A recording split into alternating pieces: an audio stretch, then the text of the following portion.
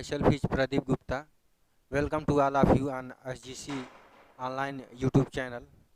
आज मैं एक नया टॉपिक हाइड्रोजन बॉन्डिंग लेकर आया हूं, जिसमें आपको हाइड्रोजन बॉन्डिंग और उसके एप्लीकेशन के बारे में पढ़ाया जाएगा। तो हाइड्रोजन बॉन्डिंग जो होता है वह एक इलेक्ट्रोस्टैटिक फोर्स ऑफ अट्रैक्शन होता है। किसके किसके बीच? Hydrogen and most electronegative atom nitrogen, oxygen और फ्लोरीन। तो जब भी हाइड्रोजन बॉन्डिंग बनेगा तो हाइड्रोजन के साथ इन्हीं तीन एटम में से कोई एक रहेगा, इन्हीं के साथ केवल हाइड्रोजन बॉन्ड बन सकता है, क्योंकि इनकी इलेक्ट्रोनेगेटिविटी बहुत ज़्यादा होती है। जस्ट इन्हीं के नीचे इन्हीं के नीचे जो ग्रुप में एलिमेंट आएगा उसके साथ कभी नहीं बनेगा, केवल इन्हीं के साथ हाइड्रोजन बॉन्डिंग बन सकता है। और ये कहा जा रहा है यहाँ पर, जैसे आप लोग देख पा रहे हो, लिखा है कि the capacity to form hydrogen bond this observe only when the hydrogen is directly attach to nitrogen, oxygen और फ्लोरीन से जब डायरेक्टली अटैच रहेगा तभी हाइड्रोजन बॉन्डिंग हम उसको कहेंगे। नेक्स्ट पेज पे चलते हैं। अब टाइप्स ऑफ हाइड्रोजन की बॉन्डिंग की बातें करेंगे। तो दो तरह की हाइड्रोजन बॉन्डिंग होती है, एक इंटरमॉलिक्यूलर होता है, एक इंट्रामॉलिक्यूलर हाइड्रोजन बॉन्ड होता है। तो इंटरमॉलिक्यूलर जब दो डिफरेंट मॉलिक्यूल के बीच बनता है। जैसे मैं बात करूं, अगर एक मॉलिक्यूल ये है, दूसरा मॉलिक्यूल ये है, तो अगर इन दोनों मॉलिक्यूल के बीच बन रहा है तो इसको बोलेंगे इंटरमॉलिक्यूलर हाइड्रोजन बॉन्डिंग। जैसे अगर H2O मॉलिक्यूल एक मॉलिक्यूल या दूसरा H2O मॉलिक्यूल एक ये है, तो अगर इसके बीच जो बॉन्डिंग बनेगा वह होगा हमारा इंटरमॉलिक्यूलर हाइड्रोजन बॉन्ड। और एक दूसरा होता है इंट्रामॉलिक्यूलर। तो इंट्रामॉलिक्यूलर एक ही मॉलिक्यूल, जैसे अगर यह एक मॉलिक्यूल है तो इसी में बॉन्ड बनेगा, उसको बोलेंगे इंट्रामॉलिक्यूलर हाइड्रोजन बॉन्ड। तो उसको आगे डिस्कस करा जाएगा। तो इंटरमॉलिक्यूलर हाइड्रोजन बॉन्ड का आप एग्जाम्पल देख सकते हैं कि वाटर जो रहता है वह इंटरमॉलिक्यूलर हाइड्रोजन बॉन्ड से बंधा रहता है। इसके कुछ एग्जाम्पल हैं कि जिस तरह से वाटर बंधा रहता था उसी तरह से एल्कोहल भी हाइड्रोजन बॉन्ड से बंधा रहता है। जैसे यहाँ पर आप देख सकते हैं different molecule, primary secondary amine भी आपस में जो है कि हाइड्रोजन बॉन्ड से जुड़ा रहता है। तो ये सारे इसके एग्जाम्पल्स हैं। प्राइमरी अमीन और सेकेंडरी अमीन दोनों हाइड्रोजन बॉन्ड से जुड़े रहते हैं। इंटरमॉलिक्यूलर हाइड्रोजन बॉन्ड इनके बीच में पाया जाता है, क्योंकि ऐसा हाइड्रोजन बॉन्ड दो डिफरेंट मॉलिक्यूल के बीच में बनता है। आइए आगे मूव करते हैं। इसके कुछ एप्लीकेशंस हैं। तो क्वेश्चन ये आपसे पूछ लेता है कि क्यों H2O molecule at room temperature पे लिक्विड होता है जबकि H2S गैस होता है। तो आप देख सकते हैं यह जो H2O है ऑक्सीजन का हाइड्राइड है या ऑक्सीजन का हाइड्रेट है, और ये सल्फर का हाइड्राइड है। तो दोनों एक ही ग्रुप के एलिमेंट्स हैं। तो ये भी हाइड्रोजन से रिएक्ट करके H2O बना रहा है, ये हाइड्रोजन के साथ रिएक्ट करके H2S बना रहा है। दोनों का -2 ऑक्सीडेशन स्टेट है। तो ये कह रहा है कि क्यों H2O जो है कि लिक्विड में एग्जिस्ट कर रहा है, H2S गैसियस में। तो उसका कारण यह है कि H2O molecule intermolecular hydrogen bond से जुड़े रहते हैं। यानी कि अगर एक मॉलिक्यूल H2O का ये है, दूसरा ये है, तीसरा ये है, चौथा ये है, पांचवा ये है, तो इसमें इन दोनों के बीच फोर्स ऑफ अट्रैक्शन रहता है। वो उसका नाम हमने दे दिया है इंटरमॉलिक्यूलर हाइड्रोजन बॉन्ड। तो जब फोर्स ऑफ अट्रैक्शन रहता है तो वह लिक्विड में एग्जिस्ट करता है और फ्लूइडिटी की प्रॉपर्टी पाई जाती है। और आप चूंकि जानते हो गैसियस स्टेट में क्या होता है, फोर्स ऑफ अट्रैक्शन नेग्लिजिबल होता है। तो H2S में क्या होता है कि इसमें किसी भी तरह की हाइड्रोजन बॉन्डिंग नहीं पाई जाती और इसके मॉलिक्यूल बहुत दूर दूर तक रहते हैं। जैसे एक मॉलिक्यूल यहाँ रहेगा तो दूसरा मॉलिक्यूल ये रहेगा, तो इन दोनों के बीच में कोई इंटरैक्शन अट्रैक्शन नहीं रहेगा, तो ये रूम टेम्परेचर पे गैसियस में एग्जिस्ट करता है। आगे मूव करते हैं। नेक्स्ट एप्लीकेशन है, ये कह रहा है कि जिन सब्सटेंस के पास इंटरमॉलिक्यूलर हाइड्रोजन बॉन्ड बनाने की टेंडेंसी रहती है वो आपस में डिजॉल्व रहते हैं। जैसे आप एग्जाम्पल में यहाँ देख पा रहे हो कि एल्कोहल है, प्राइमरी सेकेंडरी अमीन है, फिनाल है, ये सब वाटर में डिजॉल्व है। क्यों वाटर में डिजॉल्व है? जैसे अगर मैं बात कर लूँ एक बारी की, आप जान सकते हो कि जो ये हमारा एल्कोहल है, एल्कोहल को पानी में आप डालोगे, पानी में डालोगे, ये हमारा वाटर है, तो आप पानी में डालोगे तो इसके पास टेंडेंसी है हाइड्रोजन बॉन्ड बनाने की, हाइड्रोजन बॉन्ड बना लेगा तो इसको डिजॉल्व कर लेगा। यानी कि इस वाटर मॉलिक्यूल, यह वाटर मॉलिक्यूल इसके मॉलिक्यूल को आपस में इंटरैक्शन से जोड़ लेता, अपने तरफ खींच लेता और डिजॉल्व कर लेता। सेम वही केसेस फिनाल में होता। आपसे पूछ लेता कि फिनाल क्यों वाटर में डिजॉल्व होगा, तो आप बोलोगे वो इसलिए डिजॉल्व होता है कि क्यों इस पे जो OH है यह जब पानी के मॉलिक्यूल के साथ वो बनता है, डाला जाता है तो इसमें इंटरमॉलिक्यूलर हाइड्रोजन बॉन्ड बना लेता है, इसलिए यह फिनाइल वाटर में डिजॉल्व हो जाता है। इसका नेक्स्ट एग्जांपल आप देख सकते हैं, नेक्स्ट एप्लीकेशन है कि ऐसे मॉलिक्यूल जो इंटरमॉलिक्यूलर हाइड्रोजन बॉन्ड से एसोसिएटेड रहेंगे उनकी बॉइलिंग पॉइंट बहुत ज़्यादा होती है, उनकी हाई बॉइलिंग पॉइंट होती है। उस ऐसा इसलिए होता है कि सोचो बॉइलिंग करने का मतलब क्या होता है, यानी कि बॉयल करने का मतलब ही होता है कि मॉलिक्यूल्स को काइनेटिक एनर्जी बहुत ज़्यादा दे देना, कि उनके बीच की काइनेटिक एनर्जी, जैसे पहले अगर कोई यह लिक्विड में रहा होगा तो इनके बीच कहीं ना कहीं फोर्स ऑफ अट्रैक्शन था, तो इनको मैं जितना मैं कुछ एनर्जी दूं कि यह बॉन्ड टूट जाए या फोर्स ऑफ अट्रैक्शन जो था वो टूट जाए और वो अपने वेपर फॉर्म में या गैसियस फॉर्म में स्टेट हो जाए।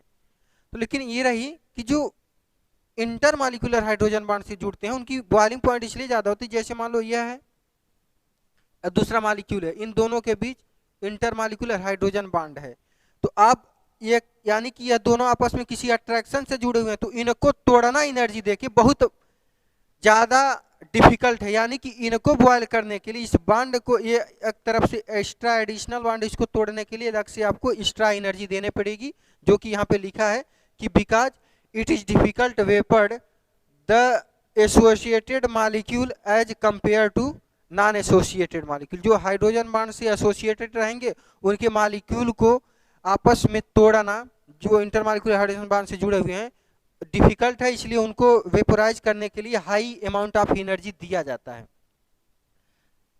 और फिर उसके बाद एग्जांपल है कि ब्यूटेनॉल 1 की हाई बॉइलिंग पॉइंट होती है देन डाई इथाइल ईथर, तो वो देख सकते हो क्यों होता है ऐसा, क्योंकि इसमें क्या है, ये भूल जाओ, यहाँ आप देख सकते हो यह इंटरमॉलिक्यूलर हाइड्रोजन बॉन्ड है, यह मॉलिक्यूल, दो मॉलिक्यूल हैं आपस में एक इंटरमॉलिक्यूलर हाइड्रोजन बॉन्ड से जुड़े हुए हैं, तो इनको ब्रेक करना, इनको तोड़ना इस बॉन्ड को इम्पॉसिबल, मतलब थोड़ा डिफिकल्ट है, तो इसके लिए हाई अमाउंट ऑफ एनर्जी देना पड़ता है। जैसे कि यहाँ पे लिखा है कि therefore the vaporisation of butanol 1 has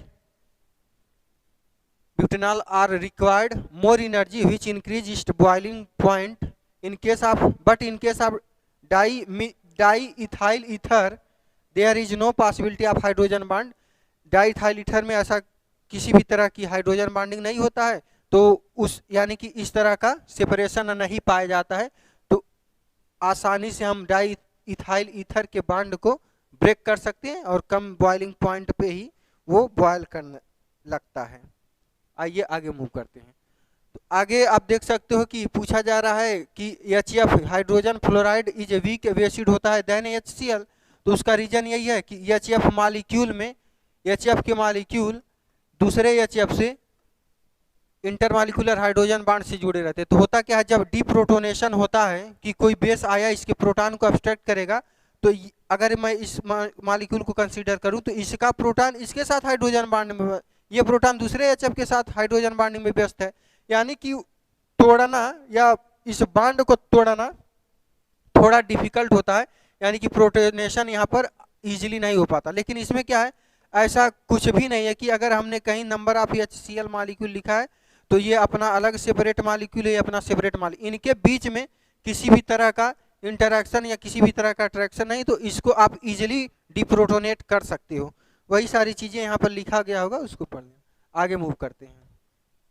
आगे है हमारा इंट्रामॉलिक्यूलर हाइड्रोजन बॉन्ड। तो ऐसा हाइड्रोजन बॉन्ड जो केवल एक ही मॉलिक्यूल में एसोसिएटेड रहता है उसको हम बोलते हैं intramolecular hydrogen bond. For example ortho nitrophenol है, तो यहाँ ये हमारा बेंजीन है, बेंजीन के ऊपर OH लग गया, इसको बोलते हैं फिनॉल, और जब आर्थो पोजीशन पे नाइट्रो ग्रुप लग गया तो आर्थोनाइट्रोफिनॉल। तो आप ये देख पा रहे हो यहाँ पर क्या है, यह इंट्रामॉलिक्यूलर हाइड्रोजन बॉन्ड है, एक ही मॉलिक्यूल के बीच लगा है। तो इसके कुछ हम एप्लीकेशन देख लेते हैं कि ये कहा जा रहा है जो आर्थोनाइट्रोफिनॉल होता है इसकी, ये आर्थोनाइट्रोफिनॉल की बॉइलिंग पॉइंट कम होती है जबकि पैरानाइट्रोफिनॉल की बॉइलिंग पॉइंट ज़्यादा होती है। क्यों ऐसा क्यों होता है कि अगर यह आर्थोनाइट्रोफिनॉल की मैं बातें करूं, ये सब मॉलिक्यूल आर्थोनाइट्रोफिनॉल है, तो कहीं ना कहीं यह मॉलिक्यूल अपने में ही मस्त है, अपने में ही समय बिता रहे हैं, अपने में ही इंट्रामॉलिक्यूलर हाइड्रोजन बॉन्ड बना रहे हैं, अपने में ही बना रहे हैं, और possibility of intramolecular hydrogen bonding जब आ जाता है तो उसमें यह मॉलिक्यूल इससे दूसरे मॉलिक्यूल से कोई भी रिलेशन नहीं रखता, यानी कि यह अपने में मस्त है, और इस मॉलिक्यूल का इससे अब कोई रिलेशन नहीं है, सब सेपरेट सेपरेट है। लेकिन अगर सोचो इन दो मॉलिक्यूल के बीच अट्रैक्शन रहता, इन दो मॉलिक्यूल के बीच अट्रैक्शन रहता, तो इसको हम बोलते हैं, ये ऐसा देखा गया कि इसमें इंटरमॉलिक्यूलर हाइड्रोजन बॉन्ड या पैरा नाइट्रोफिनाल में, किसमें देखा गया है, पैरा नाइट्रोफिनाल में, फिनाल में। तो अब इसमें होगा क्या, यह कहीं ना कहीं ये दो एटम या दो मॉलिक्यूल या एक मॉलिक्यूल दूसरे के साथ अट्रैक्शन में हो गया है, इंटरमॉलिक्यूलर हाइड्रोजन बॉन्ड। तो ये बताओ जब इसको ब्रेक करना पड़ेगा, इस मॉलिक्यूल को ब्रेक करना पड़ेगा, इवेपोरेट करना पड़ेगा, वेपर्ड फॉर्म में लाना पड़ेगा, तो कहीं ना कहीं इस बॉन्ड को तोड़ने के लिए हमें एक्स्ट्रा अमाउंट ऑफ एनर्जी देने पड़ेगी, एक्स्ट्रा अमाउंट ऑफ एनर्जी देने पड़ेगी कि यह बॉन्ड टूट जाए और यह मॉलिक्यूल इस मॉलिक्यूल से अब कोई रिलेशन ना रखे और इजीली इवेपोरेट या वेपर्ड फॉर्म में या बॉइल्ड होने लगे। लेकिन इसमें क्या है, यह मॉलिक्यूल का इससे कोई रिलेशन नहीं, तो आप इजीली इसको दे दोगे, हल्का सा एनर्जी दोगे तो भी ये बॉइल करने लगा। यही सारी बातें हैं। और एसिडिटी इंक्रीज हो जाती है इन सम केसेस में due to intramolecular hydrogen bond. तो आप देख सकते हो फॉर एग्जांपल के तौर पे para hydrobenzoic acid is more acidic then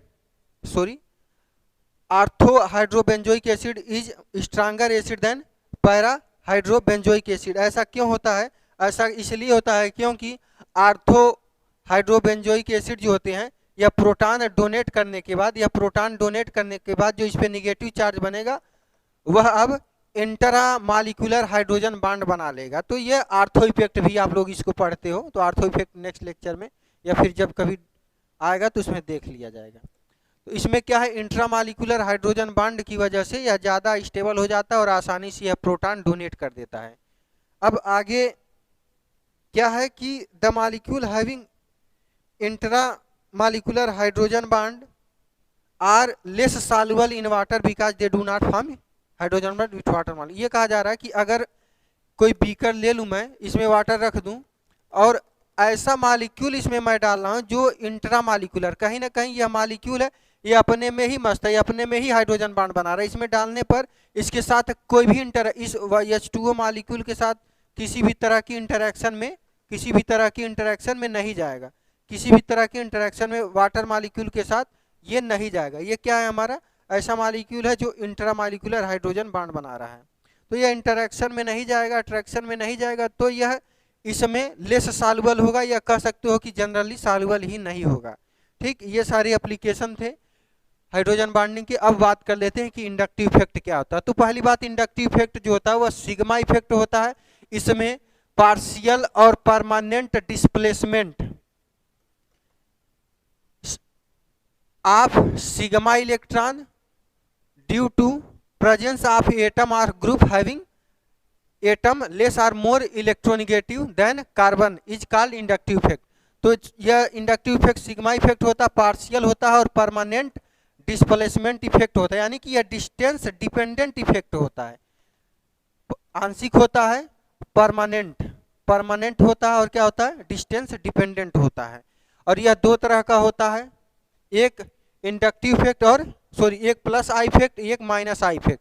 तो एक चीज जान लो, जो इसमें लिखा है कि यह इफेक्ट इसलिए ऑपरेट होता है कि जब कोई ग्रुप इस कार्बन चेन से जो यह ग्रुप जुड़ा हुआ है उसकी इलेक्ट्रोनेगेटिविटी अगर इस कार्बन से ज़्यादा है तो यह माइनस आई की तरह उसके लिए वर्क करेगा। अगर इसी ग्रुप की इलेक्ट्रोनेगेटिविटी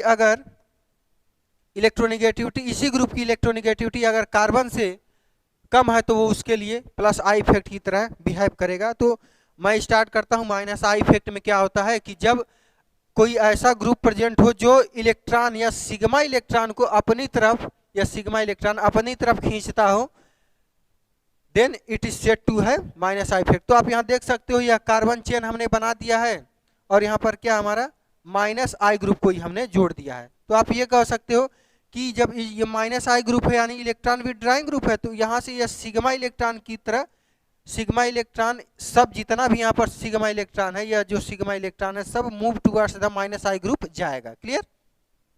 तो एक चीज और जान लो, जो प्लस आई इफेक्ट होता है 3 कार्बन तक ही ऑपरेट होता है।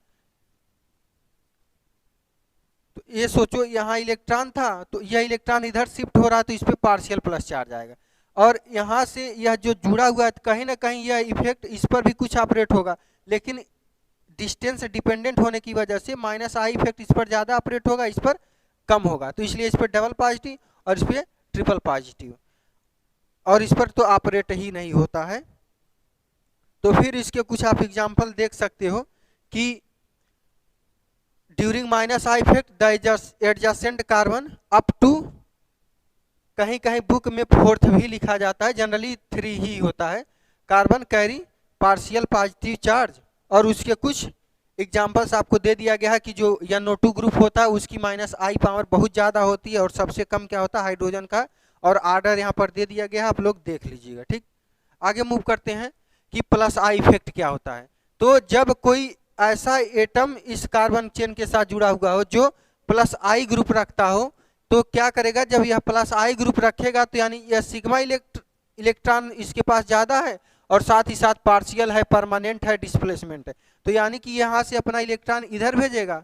तो जब इधर इलेक्ट्रॉन भेजेगा तो कहीं ना कहीं इस पर कुछ इलेक्ट्रॉन आएगा और इसी के साथ जो जुड़ा हुआ है इस पर भी कुछ ऐसे इफेक्ट जाएगा।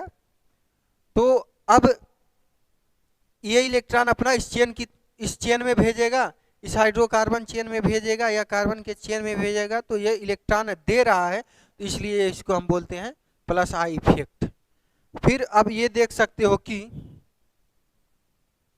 ये सब कार्बोकैटायन है, सॉरी इस पे रहेगा, 1 मिनट।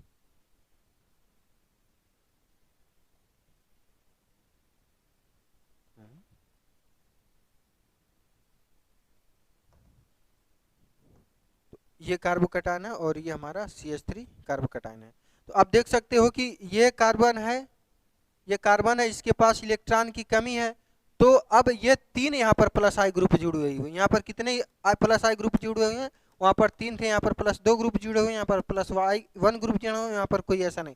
तो इसके पास इलेक्ट्रॉन की कमी थी, कार्बोकैटायन है, कार्बोकैटायन के पास इलेक्ट्रॉन की कमी होती है, तो यह सिग्मा इलेक्ट्रॉन 3 लोग इधर से भेजेंगे और इसके पास सबसे ज़्यादा इलेक्ट्रॉन की जो कमी थी वो सबसे ज़्यादा पूरित होगा या कंप्लीशन होगा। यहाँ इलेक्ट्रॉन पार्शियली आएगा, 2 ही ग्रुप ऐसे हैं, यहाँ पर एक ही ग्रुप है, यहाँ कोई ऐसा एक भी नहीं है।